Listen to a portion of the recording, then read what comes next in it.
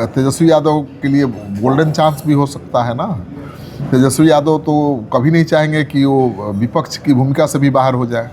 वो तो एड़ी चोटी का जोर लगाएंगे ही, और उनका वोट बैंक क्या है, एमवाई समीकरण है। अगर तेजस्वी ने अपने वोट बैंक को बचाए रखा पूरी तरह से, तो वो बाजी भी मार सकते हैं।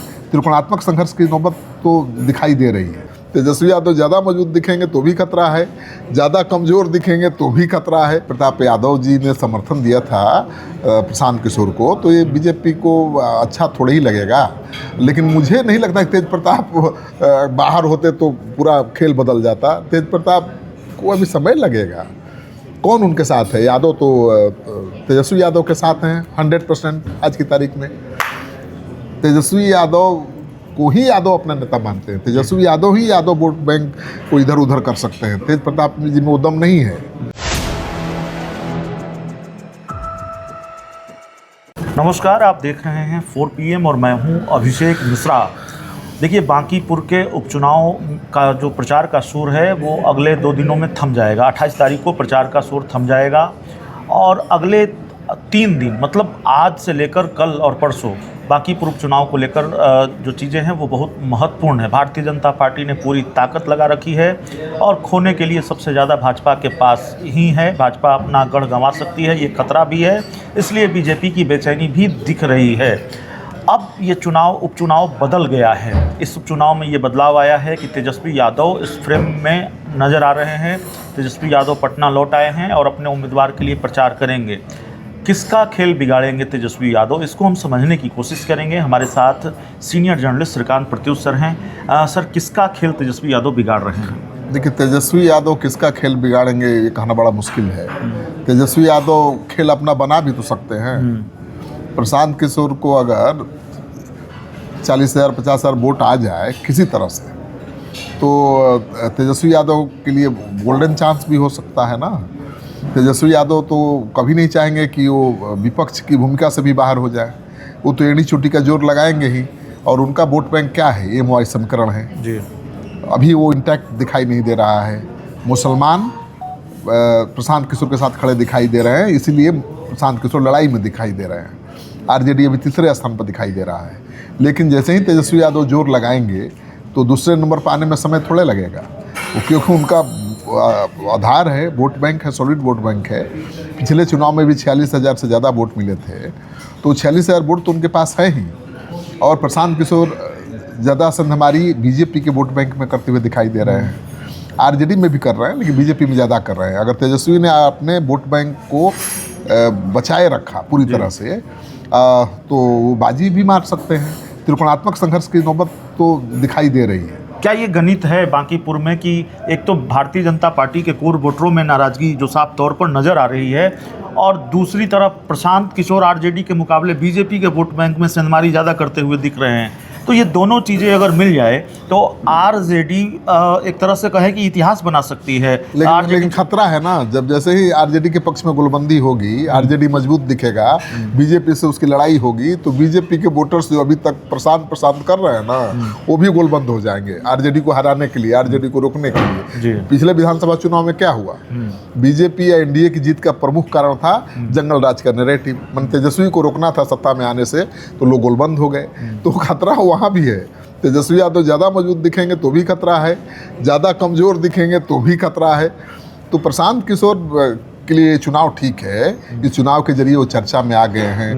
बीजेपी को पूरी ताकत लगानी पड़ रही है, देश भर के मीडिया में छाए हुए हैं, तो फिर से एक राजनीतिक रूप से जिंदा हो गए हैं। नहीं, एक खबर, चुनाव जीतना और चुनाव लड़ना दो चीजें। एक खबर यह भी आ रही है कि तेजस्वी यादव पटना लौटे हैं, और उसके पहले भी भारतीय जनता पार्टी तो पूरी ताकत लगा ही रही है।